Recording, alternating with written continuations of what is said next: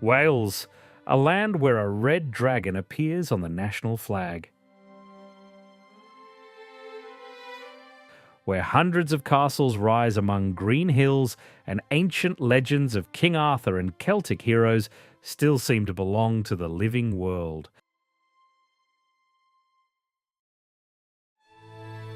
It is one of the four nations that make up the United Kingdom, yet Wales has never simply dissolved into a broader British identity. Unlike many other regions of Europe, the Welsh language is still very much alive and actively spoken here.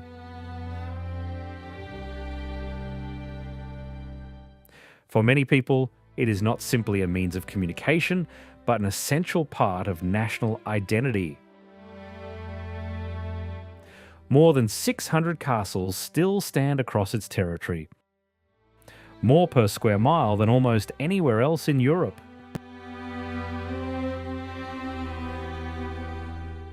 Some are stern Norman fortresses built to conquer these lands. Others are romantic Victorian fantasies that seem to belong in a fairy tale.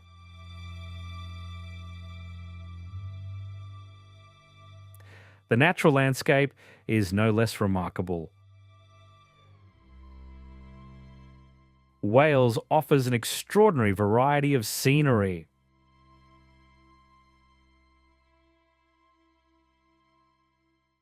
In the north lies a land whose very name sounds like a legend.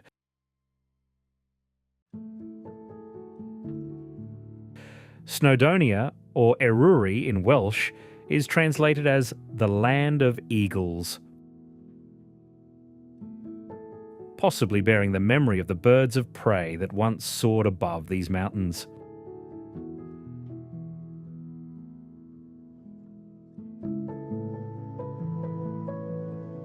The national park was established in 1951 and features 9 mountain ranges, over 100 lakes, and more than 1,430 miles of hiking trails.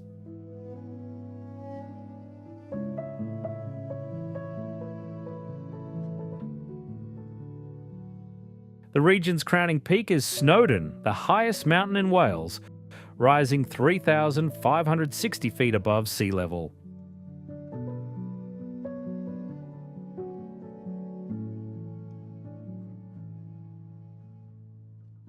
Every year, more than 600,000 people visit its summit.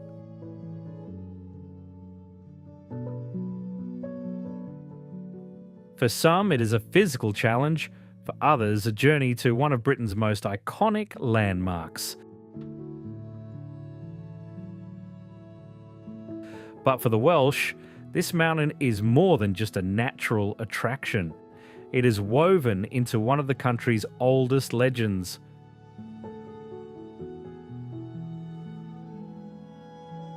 According to tradition, this is the burial site of Rhitha Gower, a giant and ruthless ruler who was conquered by King Arthur.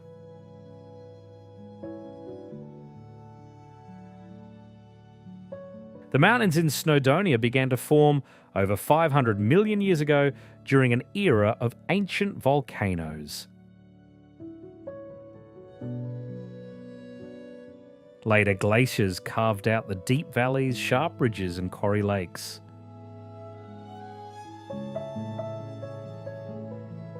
In the 19th century, the area became the centre of the world's slate mining industry. It was from here that roofing stone was shipped across the globe, and in 2021, this industrial landscape was designated a UNESCO World Heritage Site.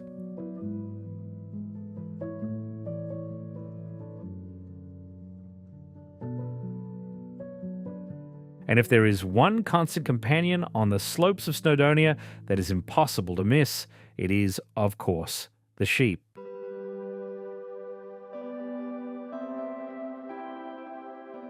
They are as much a part of the Welsh landscape as stone walls, rain clouds, and ancient mountains.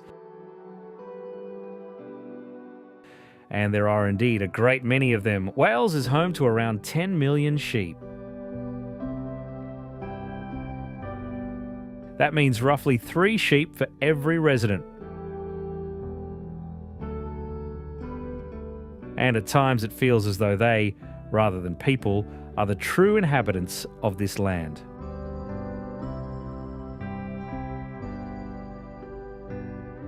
Sheep have been raised here for more than 1,000 years. Vast upland pastures have made this region ideal for grazing.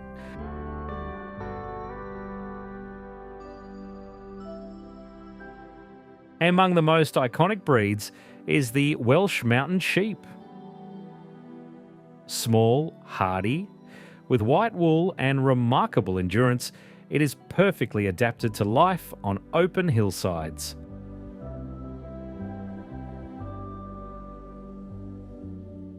These sheep are able to navigate difficult terrain on their own, and often spend their entire lives on the same hills.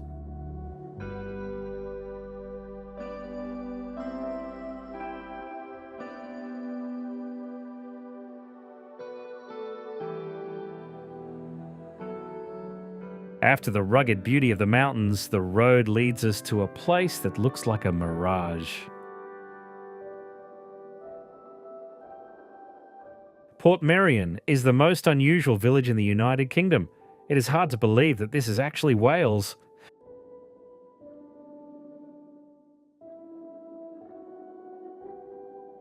Brightly coloured facades and subtropical gardens transport you somewhere along the Mediterranean coast. Perhaps the Italian Riviera or a small Tuscan town.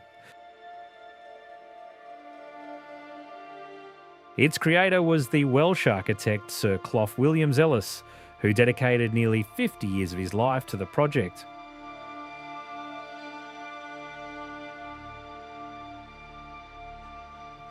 His vision was bold, to prove that beautiful architecture could exist in perfect harmony with nature.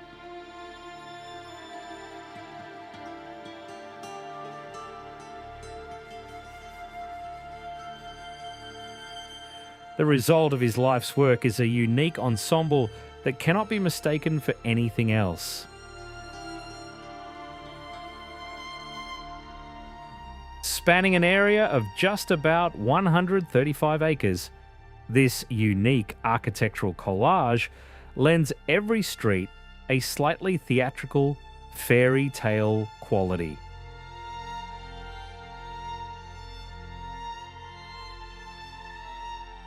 Many elements of Portmeirion were built using salvaged architectural details. Columns, windows, sculptures, and decorative fragments from demolished historic buildings were brought here and given a second life.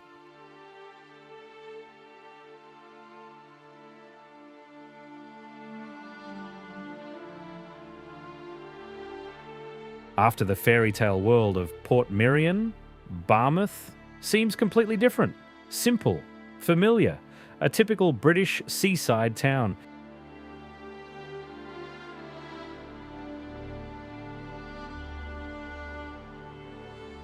There are no architectural fantasies or vibrant Italian facades here. Instead, you find a long sandy beach, boats gently bobbing in the harbour, and rows of old houses climbing the hillside.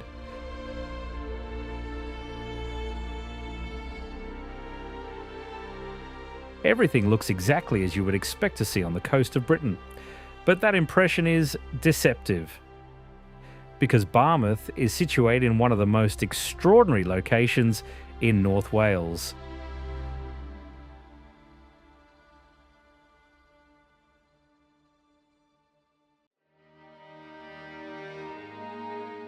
Twice a day, the water in the Mouthac estuary recedes and returns, transforming the entire landscape.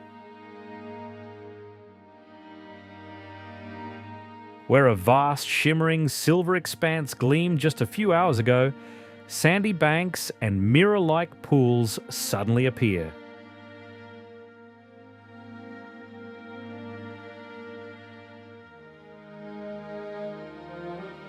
Then, the sea rises once more, filling the mouth of the river and turning it into a fjord-like landscape.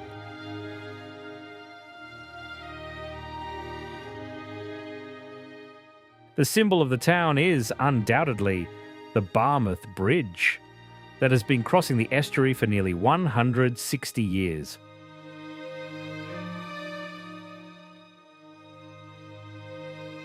More than 100 wooden spans resting on cast iron pillars stretch across the water in a seemingly endless line.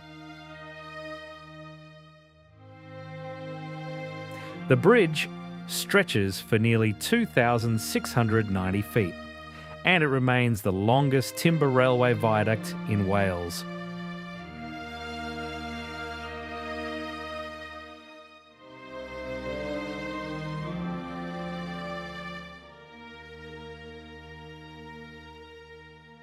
From above, the Helene Peninsula resembles an elongated green finger stretching for nearly 31 miles into the sea.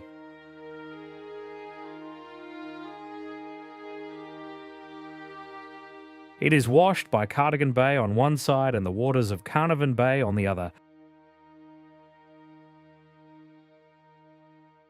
And on a clear day, the distant silhouettes of Ireland can be seen ahead. The Helene Peninsula is considered one of the ultimate strongholds of Welsh culture.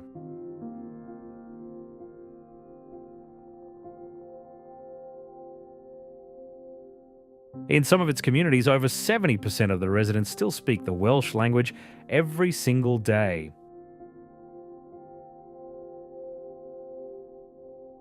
One of the most picturesque spots on the peninsula is Nevin, a quiet seaside town facing the wide arc of a sandy bay.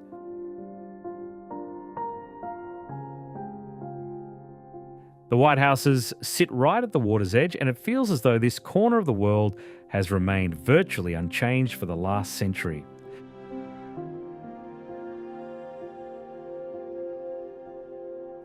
On the southern shore, Creeketh is overlooked by the ruins of a 13th century medieval fortress.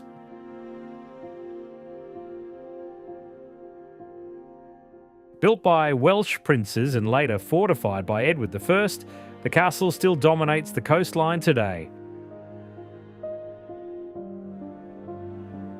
From its walls, you can look out upon two different worlds at once. The green hills of inland Wales and the boundless sea.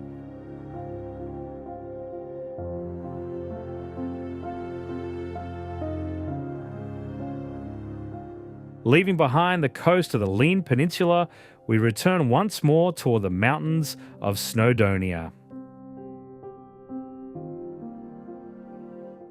Tucked away in a deep valley, Aber Falls is considered one of the most beautiful and accessible in Wales.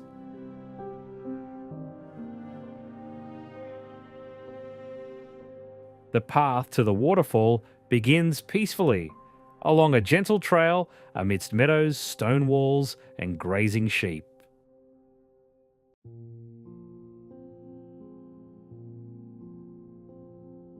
But gradually the roar of the water grows louder, and a white vertical line appears ahead between the slopes.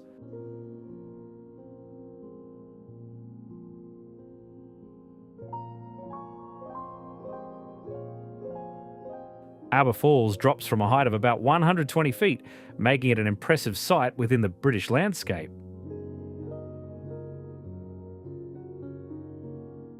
The torrent of water plunges from a sheer cliff into a stone basin below, breaking into a cloud of spray.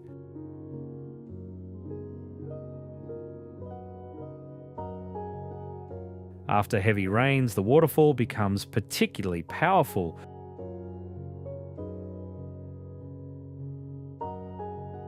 Transforming into a true column of white visible from afar.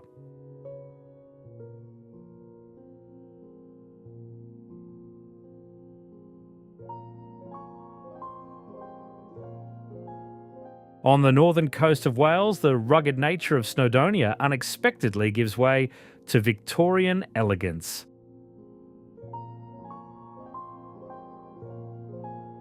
Llandudno is one of Wales's most famous seaside resorts, nestled between the sea and the limestone headland of the Great Orme.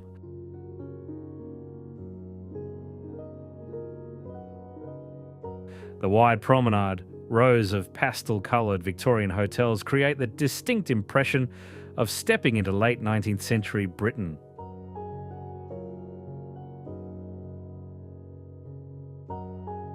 In fact, that is exactly how Llandudno was designed. The town began to develop rapidly in the mid-19th century when the aristocratic Welsh Mostyn family decided to transform a small coastal village into a model resort.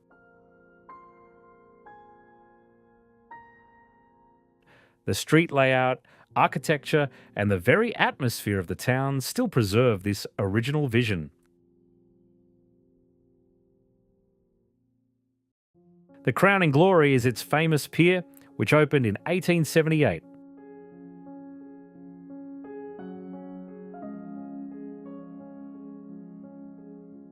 Stretching nearly 2,300 feet out into the Irish Sea, it remains the longest in Wales.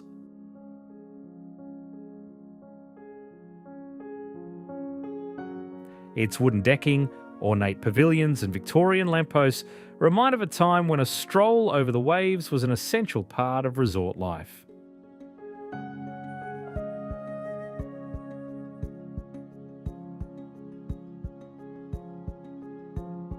Yet, the true centrepiece of the town is the Great Orme, a massive limestone headland that rises 680 feet above Llandudno.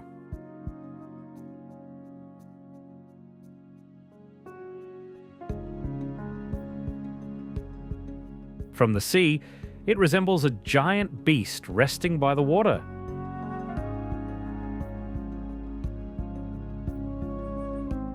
It is no coincidence that its name derives an Old Norse word meaning sea serpent. You can reach the summit via the historic Great Orme tramway, or by a cable car that opens up a sweeping panorama of the coastline. But one of the most beautiful ways to experience this place is to drive along Marine Drive that circles the entire headland.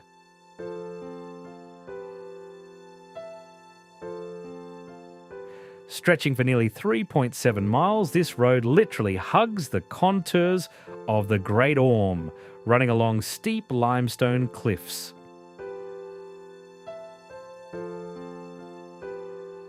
Around every bend, new vistas unfold. Views of Llandudno Bay, the endless Irish Sea, the coastline of Anglesey.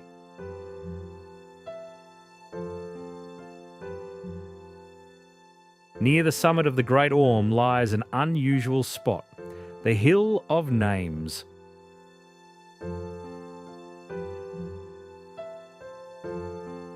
For many decades, travellers have been arranging white stones to spell out names, their own, their families, or those of loved ones.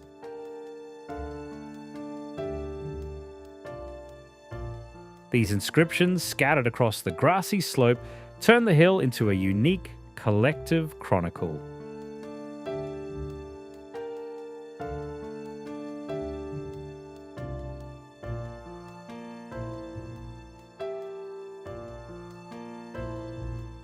Towering over the River Conwy right at its mouth is one of Britain's most spectacular fortresses, Conwy Castle.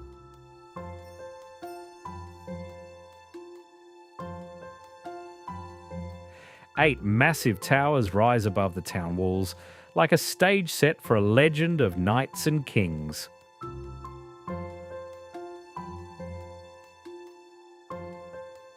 Conwy Castle was erected in just 4 years on the orders of the English King Edward I, immediately following his conquest of Wales.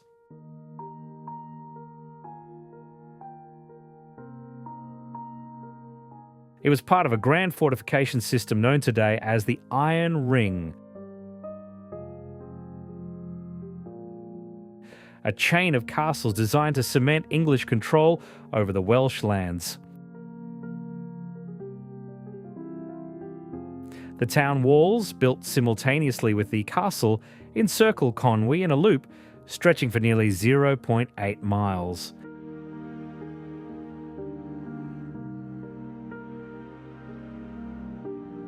To this day, you can walk along a significant portion of these ramparts, looking down upon the narrow streets. Yet one of the most remarkable views reveals right alongside the castle, where 3 bridges cross the river side by side. The first is the elegant Conwy Suspension Bridge, built in 1826 by the great engineer Thomas Telford. Right next to it is a railway bridge from 1848, and just a little further along, a modern highway bridge completed in 1958.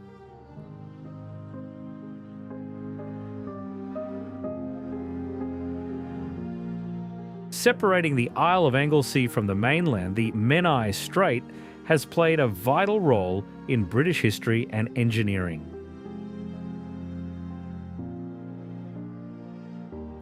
The currents here are notoriously fast and unpredictable.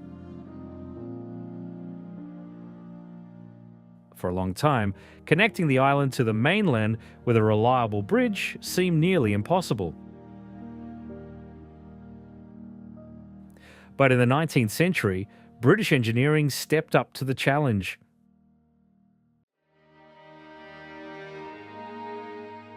The first to rise was the Menai Suspension Bridge, opened in 1826 and designed by the great engineer Thomas Telford.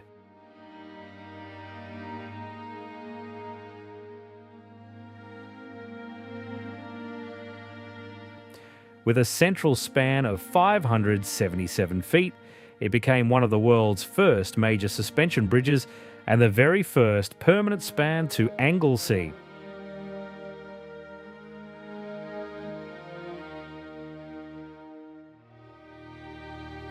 Just 24 years later, in 1850, another structure rose nearby.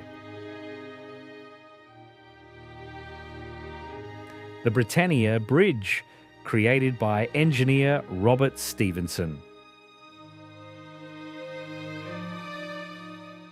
It was originally conceived as a revolutionary railway bridge made of a massive, hollow wrought iron tube.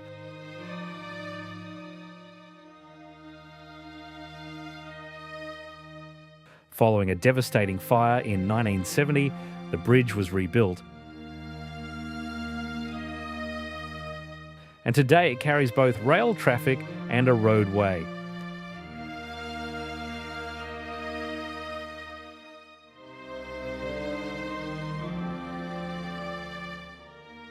Crossing the Menai Strait via one of its legendary bridges, the journey brings you to an island that feels like a part of Wales and a world completely its own. Anglesey welcomes you with gentle rolling hills, wide fields and roads that drift lazily toward the sea.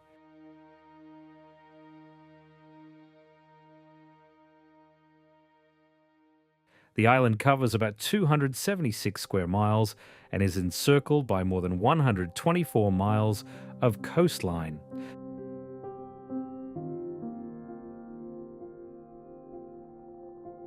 But the history of Anglesey begins long before the appearance of modern roads and bridges. According to accounts by Roman chroniclers, it served as one of the primary centres for the Druids, and traces of an even more ancient history are visible all across Anglesey.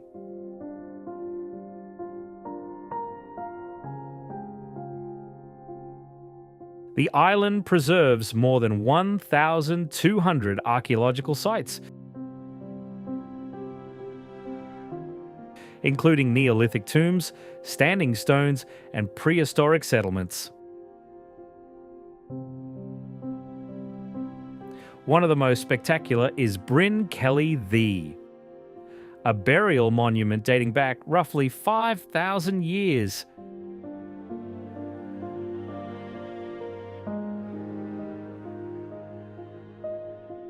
It is one of the finest surviving Neolithic passage tombs in Britain.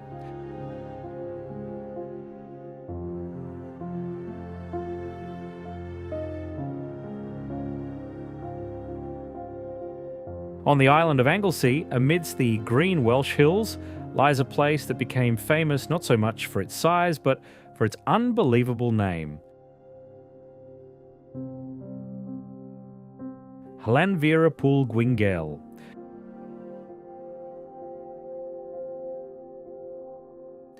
This small town is known worldwide because its official name is considered one of the longest geographic place names on the planet. Translated into English, it roughly means St. Mary's Church, in the hollow of the White Hazel near a rapid whirlpool, and the Church of St. Tysilio of the Red Cave.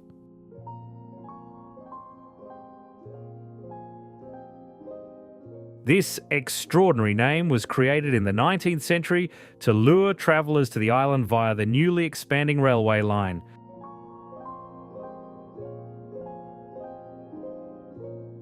Llanfair Pwll Gwyngyll owes much of its international fame to its railway station.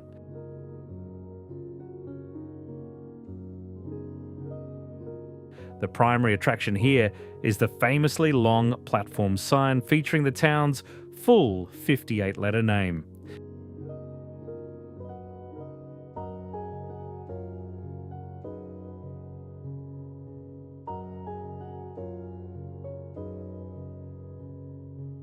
Perched on the tiny rocky islet, South Stack Lighthouse is separated from the mainland by a narrow, deep marine channel.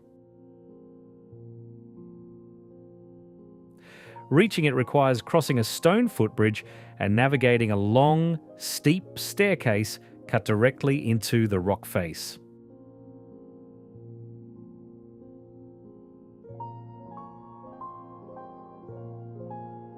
More than 400 steps lead down the sheer cliffside, and the descent itself becomes part of the adventure.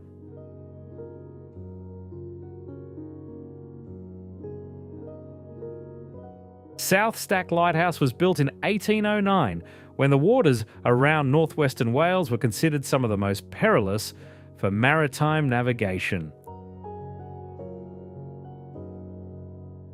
This particular stretch of sea, bordering the Isle of Anglesey, had long been infamous for its ferocious currents. The completion of the lighthouse provided a vital maritime guide, helping sailors safely negotiate this treacherous passage. Its light continues to operate today, even though modern technology has fundamentally transformed global navigation.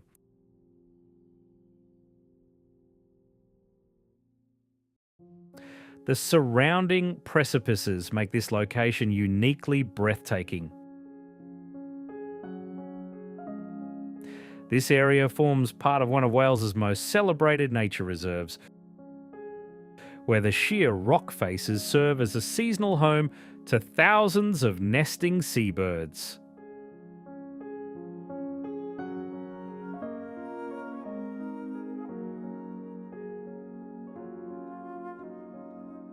Despite its name, Ynys Llanddwyn does not always remain a true island. At low tide, it becomes a peninsula accessible on foot via a narrow sandy spit.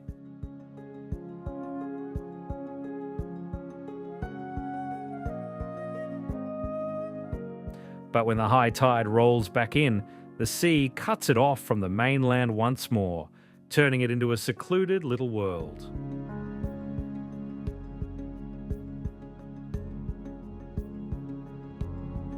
Ynys Llanddwyn is celebrated primarily as a spiritual site tied to St. Dwynwen, the patron saint of lovers.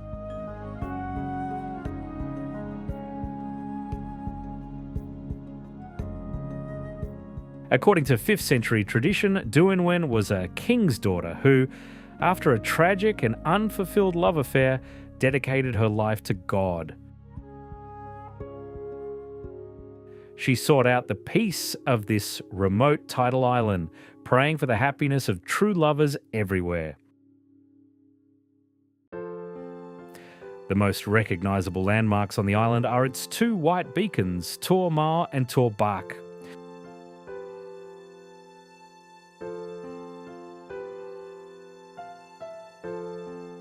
Tor Mao is especially famous.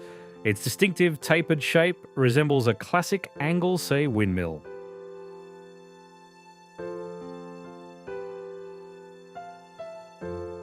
Perched on the edge of the cliffs above the sea, it has stood as a guardian of this quiet coast for generations.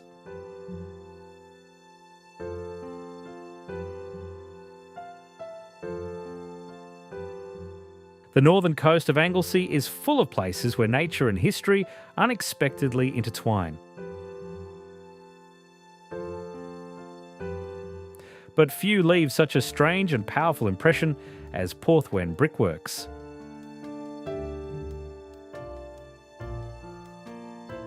Reaching this site is no simple task. A narrow path winds through open fields and along a wild coastline.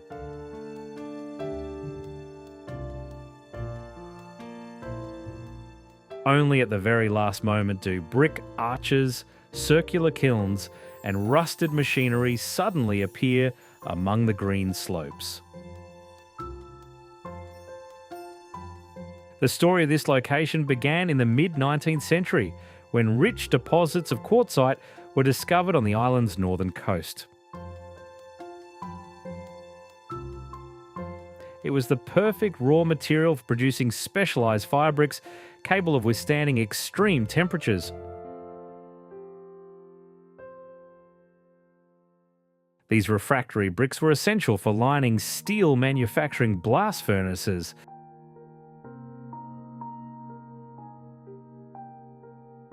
Yet, the sheer remoteness of the location made production increasingly unprofitable.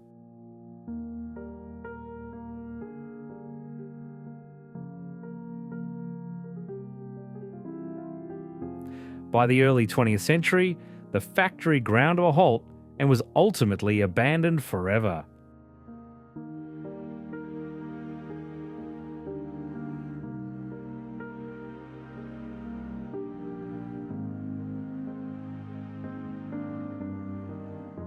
Along the tranquil waters of the Menai Strait rises one of the most structurally perfect medieval fortifications in Europe, Beaumaris Castle.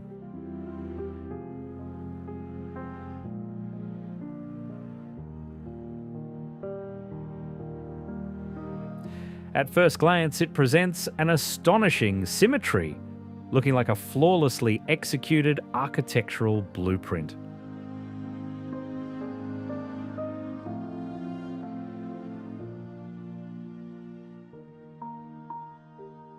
Beaumaris is widely considered the absolute pinnacle of 13th century military engineering. The final, most ambitious project in King Edward I's massive iron ring of castles built to secure his conquest of Wales. Rather than relying on a single, towering central keep, the design employs a highly sophisticated walls-within-walls system.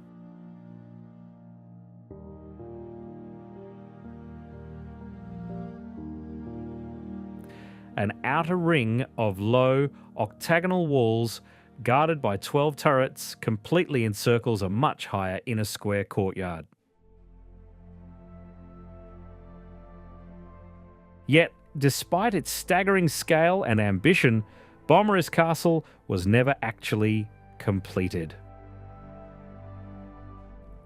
As Edward I turned his attention toward costly military campaigns in Scotland, funding for the Welsh fortresses rapidly dried up. The great towers were never raised to their intended heights, and the grand royal apartments within the inner walls were left unbuilt.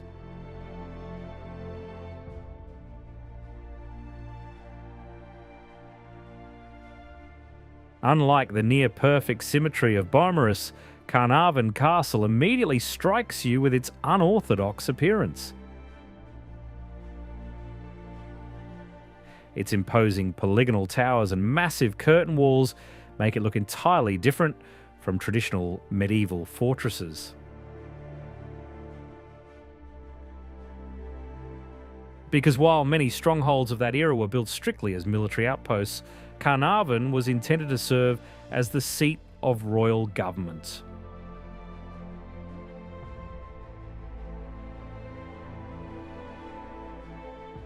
Historians believe the castle's unique design was heavily inspired by the grand walls of ancient Constantinople. Even the distinctive bands of light and dark stone running through the towers mirror the decorative masonry of Byzantine fortifications.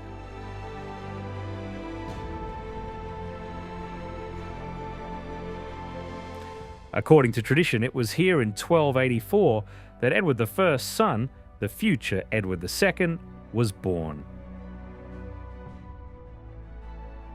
The king famously presented the newborn to the Welsh people as a prince born in Wales who spoke not a word of English.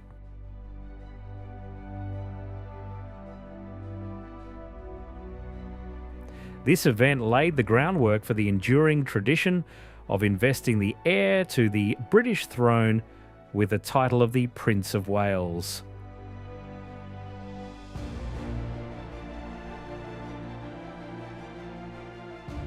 After the formidable strongholds of the north coast, the path winds inland to a place where stone battlements give way to rolling hills.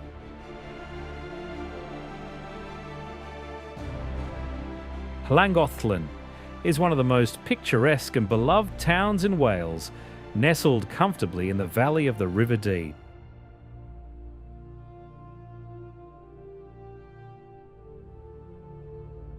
Stone-built houses, flower-laden facades, narrow lanes and emerald slopes rising sharply behind the rooftops.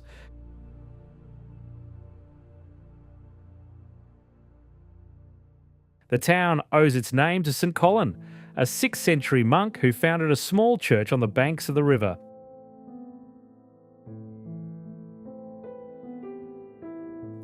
Around this early spiritual sanctuary, a settlement gradually grew, serving for centuries as a vital crossroads for travellers. The romance of travel is kept very much alive within the town itself.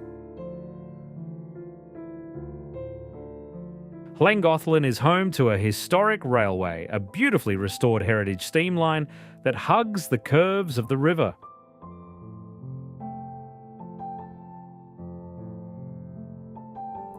Boarding the vintage carriages as the locomotive throws columns of white steam into the air offers a perfect throwback to the golden age of Victorian travel.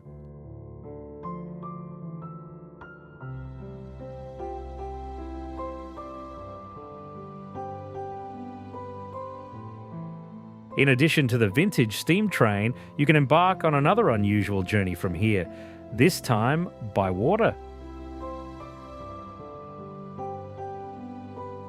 The Llangollen Canal begins right from the town, slowly leading through quiet rural landscapes of North Wales.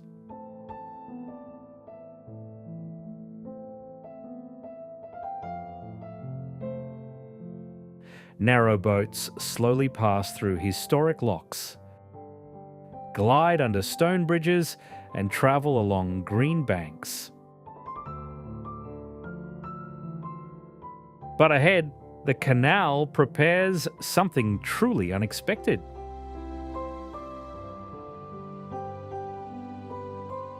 Where its path is blocked by the wide valley of the River Dee, early 19th century engineers rejected conventional solutions. Instead of lowering the water down or going around the hills, they lifted the canal itself into the air.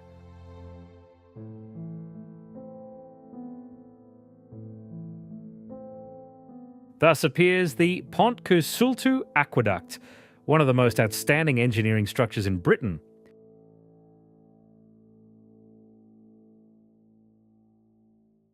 Completed in 1805, this grand aqueduct still remains the highest navigable aqueduct in the world.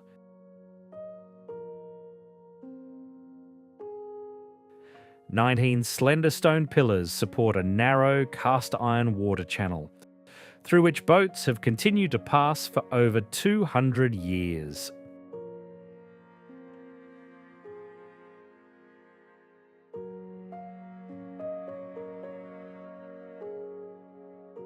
Among the green hills and remote valleys of mid-Wales lies hidden one of the country's most spectacular waterfalls, Pwll Rhyadr.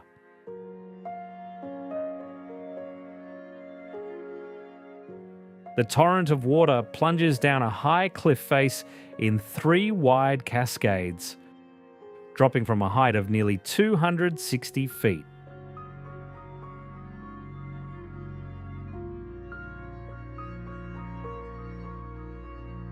It is one of the highest waterfalls in Wales and one of the most picturesque natural corners of the entire country. The name translates from Welsh roughly as spring of the waterfall or flowing waterfall.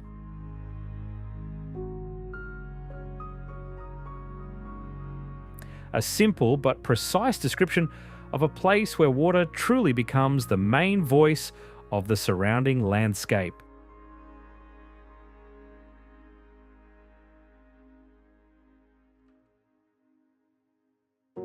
The waterfall is located at the foot of the Berwyn mountain range in a remote part of northeast Wales, far from major roads and towns. The 3-tiered form of Pwll Rhyadr gives it a special beauty. The water does not simply plunge down in a single drop, but breaks gently into cascades,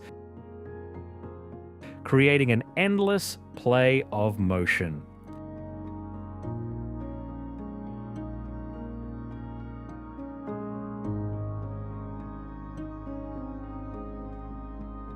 Nestled among the wild, deserted uplands of Powys, the valley of the River Elan may feel untouched. Heather-clad slopes, rugged stone ridges, and vast open skies create a landscape that appears ancient and unchanging.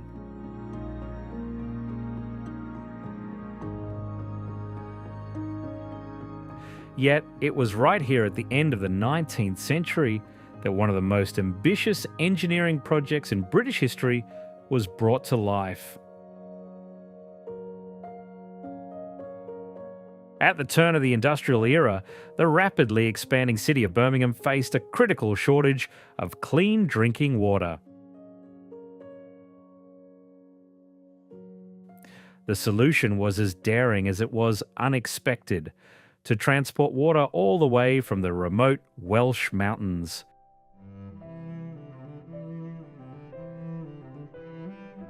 Thus began the construction of the Elan Valley Dams.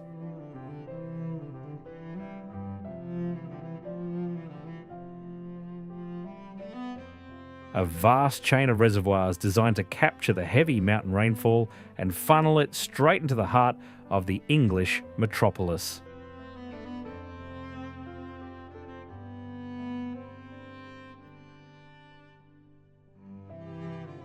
Perhaps the most remarkable thing about the Elan Valley is how seamlessly these massive, man-made structures blend into the landscape.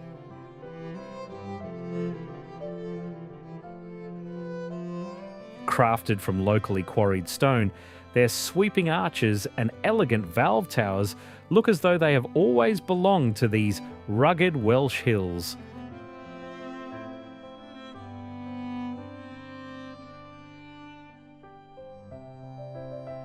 Located at the mouth of the River Rhyadr, Aberystwyth has long served as a vital cultural and intellectual heart of modern Wales.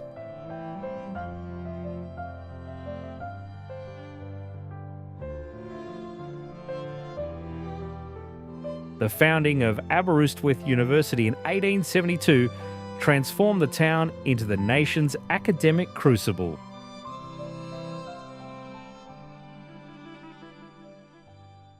Crucially, it is home to the National Library of Wales. As one of the premier copyright libraries in Great Britain, it preserves millions of books that safeguard the Welsh language and heritage. On a rocky headland overlooking the waves rise the jagged ruins of Aberystwyth Castle, commissioned in the late 13th century.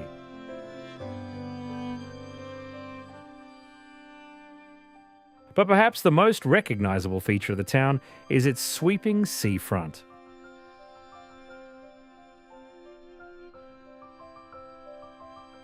A wide Victorian promenade stretches for nearly 1.2 miles along the shoreline, leading to the foot of Constitution Hill.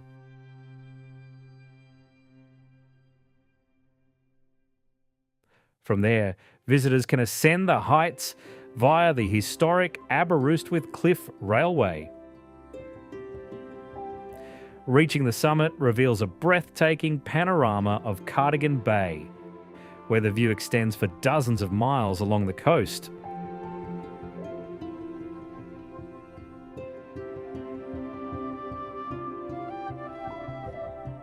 In the far southwest of Wales, the earth gradually loses its footing. Hills plunge into the sea, roads narrow, and the wind quickens. This is the Pembrokeshire Coast National Park, the only one in the United Kingdom established to protect a marine coastline.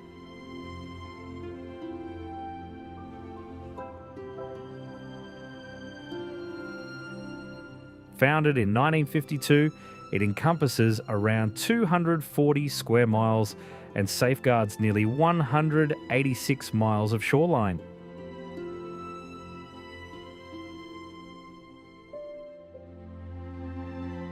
Here, Wales meets the ocean head-on.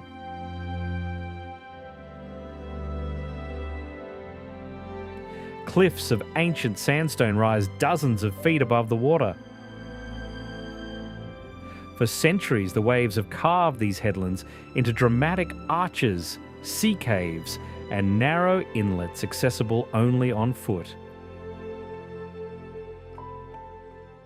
It is a place where you can see the restless energy of nature actively reshaping the land. One of the defining icons of this coastline is a colossal natural stone arch known as the Green Bridge of Wales. Nearby rise the jagged rock pillars of the Elagug Stacks, where thousands of marine birds gather during nesting season.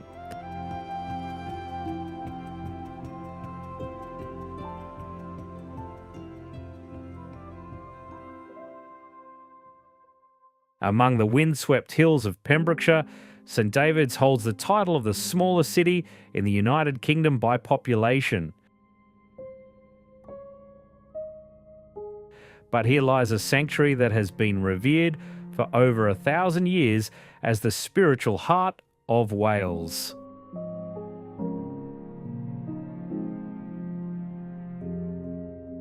Unlike most great European cathedrals, which can be seen from miles away, St David's is intentionally tucked away in a hollow of the landscape.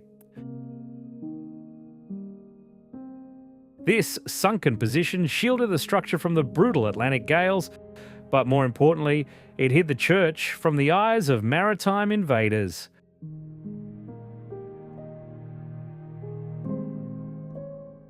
The story of this sacred ground begins in the 6th century with St David, the patron saint of Wales.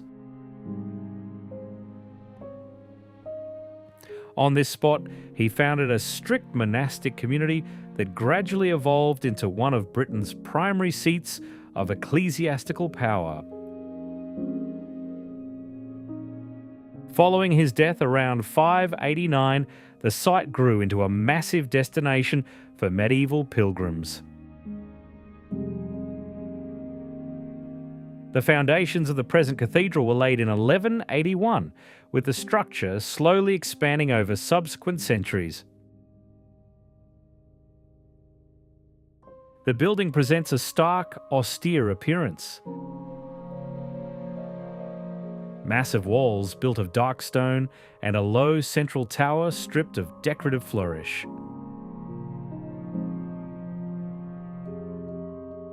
Skomer Island, a tiny volcanic outcrop off the western coast of Wales, is renowned globally for its monumental seabird colonies. Every spring, this enclave transforms into one of the most astonishing wildlife spectacles in Great Britain. There are no permanent human residents, virtually no trees, and only a handful of weathered stone structures.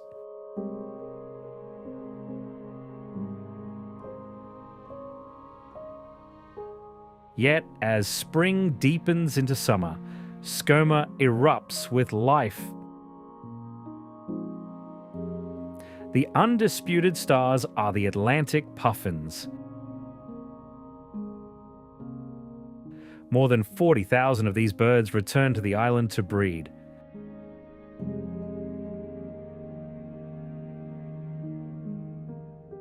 With their multicoloured bills, rapid-fire movements, and comical gaits, they possess an incredibly endearing charm. But puffins are not the island's only inhabitants.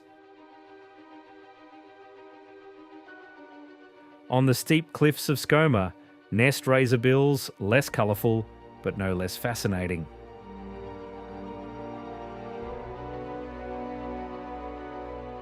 Black and white, sleek, and remarkably agile in the water, razorbills spend much of their time diving for fish. In flight, they appear swift and confident, while on land they gather in dense colonies along narrow rocky ledges.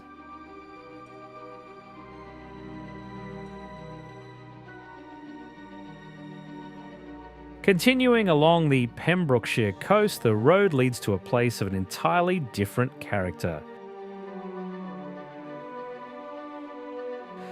Brightly painted houses of Tenby line the old harbour, narrow streets climb the hillside. Unusually for Britain, the town feels luminous. Blue, yellow, pink, and green facades reflect the sunlight.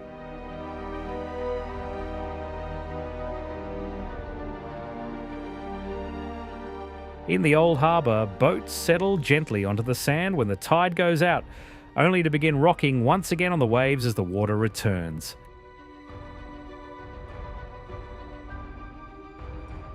Tenby's history reaches back to the 13th century, when the Normans fortified this strategically important location. Although the town today feels light and carefree, traces of its defensive past can still be found everywhere.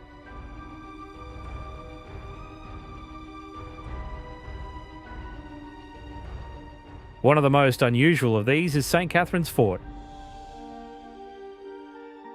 Built as a massive stone fortress with gun emplacements and underground chambers, the stronghold was intended to protect the harbour.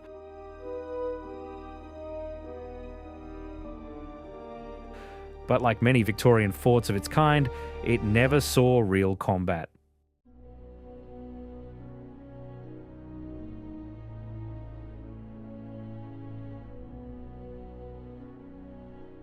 Leaving behind the cosy streets of Tenby, the journey continues eastward to where the coastline of South Wales becomes wilder once again. On the Gower Peninsula lies hidden one of the country's most recognisable and photographed locations, Three Cliffs Bay.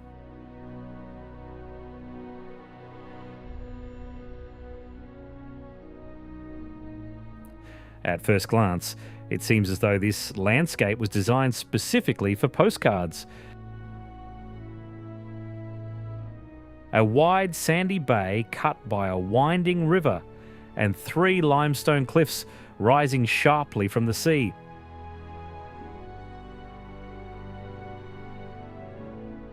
These rocks consist of ancient limestone that once lay at the bottom of a tropical sea over 300 million years ago. At low tide, the bay reveals its full expanse, uncovering wet stretches of sand, shallow streams, and long reflections of the sky in the water.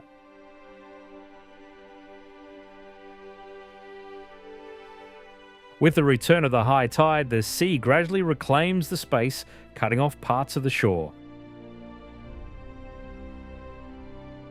Towering over the bay are the ruins of Pennard Castle,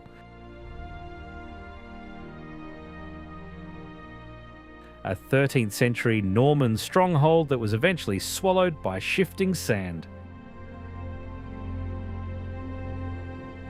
It is one of the most striking images on the Welsh coast, medieval walls gradually surrendering to nature.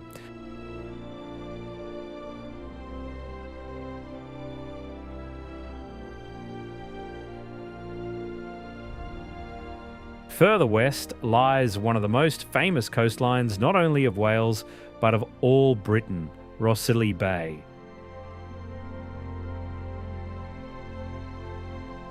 A wide arc of golden sand stretches for nearly 3 miles. Green hills rise along it, and beyond them begins the open Atlantic.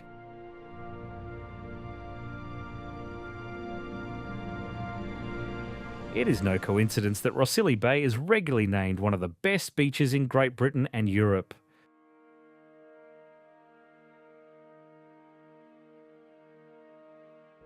At the very edge of the bay, a long, narrow headland reaches far out into the ocean, known as Worm's Head.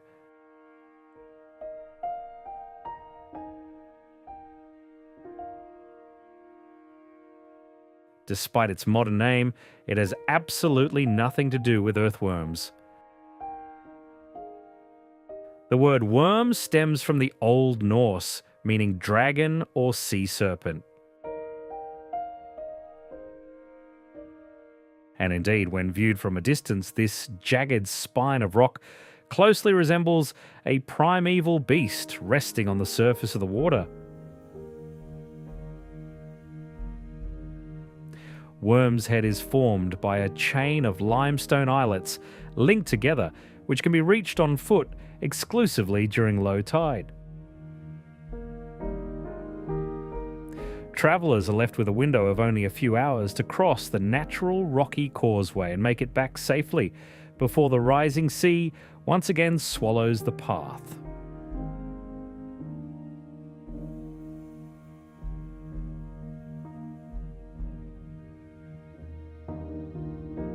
The name of Brecon Beacons National Park is tied to an ancient tradition of signal fires. Long ago, bonfires were lit on the summits of these mountains. These fires could transmit signals across dozens of miles, connecting the valleys and fortresses of Wales. It is believed that such beacons were used as far back as the Middle Ages, and perhaps even earlier.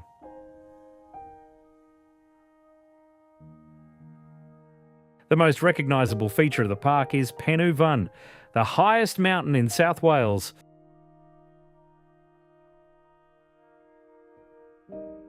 Climbing to its summit is a rite of passage for travellers in the region. The path works its way steadily upward across exposed, windswept slopes, broadening the horizon with every step.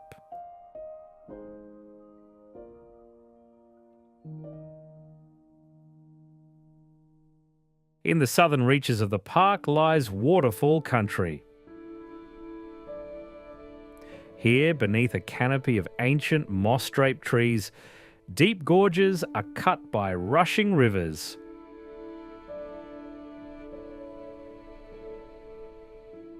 The most legendary is Henrid.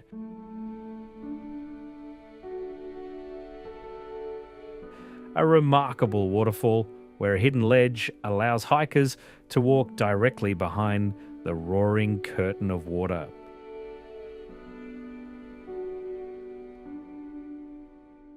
The capital of Wales and its largest city is Cardiff.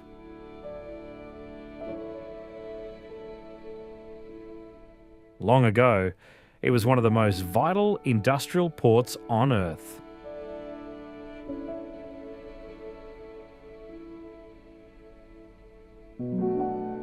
Throughout the 19th century, this city was the global funnel for coal extracted from the Welsh valleys. It is said that during its golden era, its tides carried more coal through the docks than any other port on the planet. The very heart of the capital is Cardiff Castle, a fortress that stands right in the centre of the city.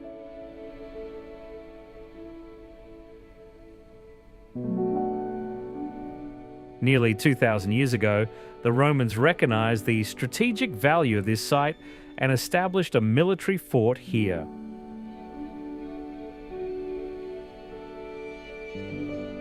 Following the Norman conquest in the 11th century, a stone stronghold was erected within the Roman banks.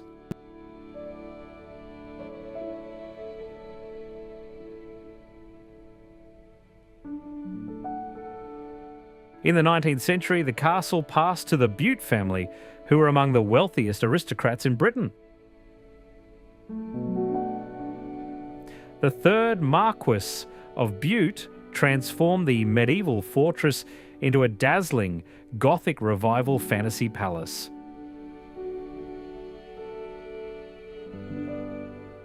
While Cardiff Castle tells a story of urban power, another citadel lies just a few miles north. Castell-Coch, or the Red Castle, is another high Victorian masterpiece commissioned by the very same Marquess of Bute.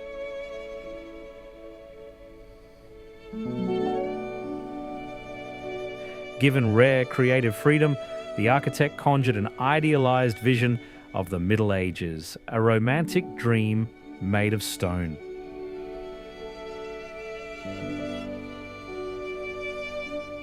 Tucked away on the steep slopes of a dense beech forest, Castell-Coch is instantly recognisable by its striking circular towers and conical roofs.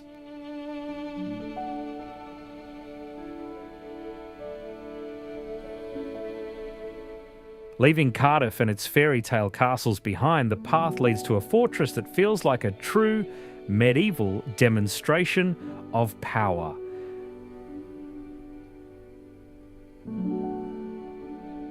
Caerphilly Castle is the largest in Wales and the second largest medieval stronghold in the entire United Kingdom.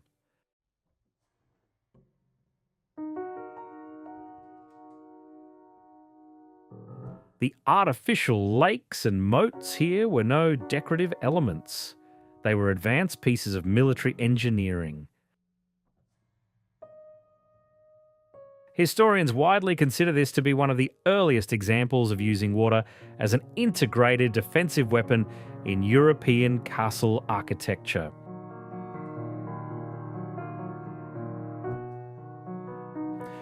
One of the castle's southeast towers leans at a dramatic angle, often dubbed the Welsh Leaning Tower of Pisa.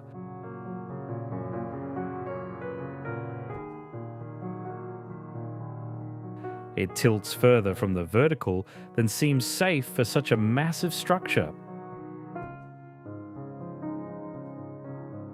For a long time, it was assumed that the damage was caused by explosives during the English Civil War. However, modern geological studies suggest that gradual ground shifting beneath the foundations may have also played a role.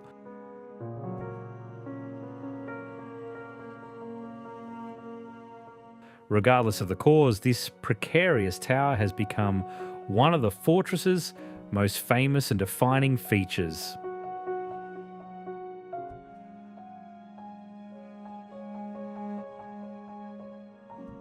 After the medieval strongholds and ancient Welsh towns, the journey takes us to a place where history gracefully yields to modern engineering.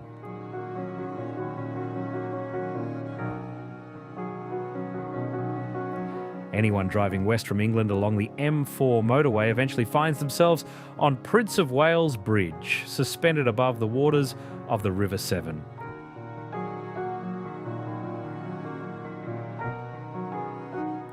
Until 1996, the primary vehicular link between England and South Wales was the original elegant Severn Bridge.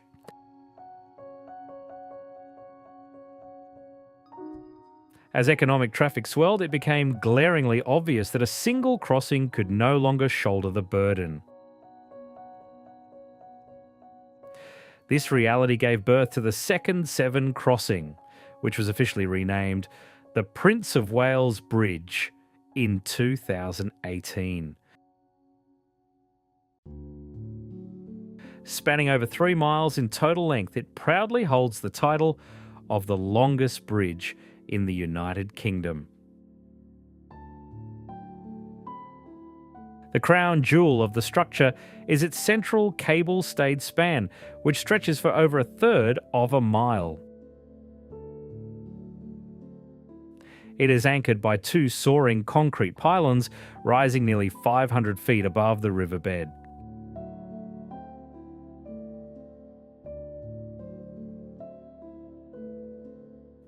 Dozens of high-tension steel cables radiate downward from these pillars, suspending the heavy roadway above the water.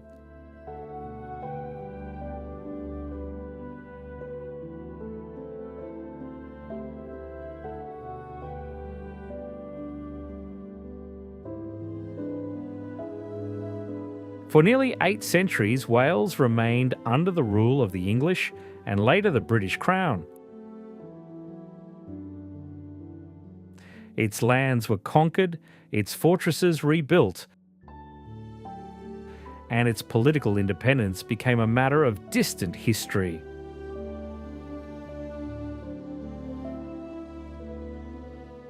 Yet despite all of this, Wales never disappeared into its larger neighbour.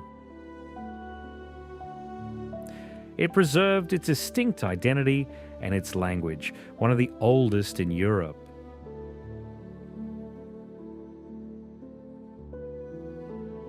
It preserved traditions, culture, and unique relationship with the past.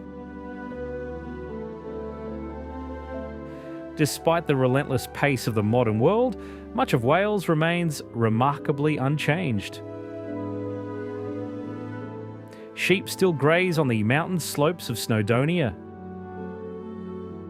Fishing boats still wait for the tide in small harbours.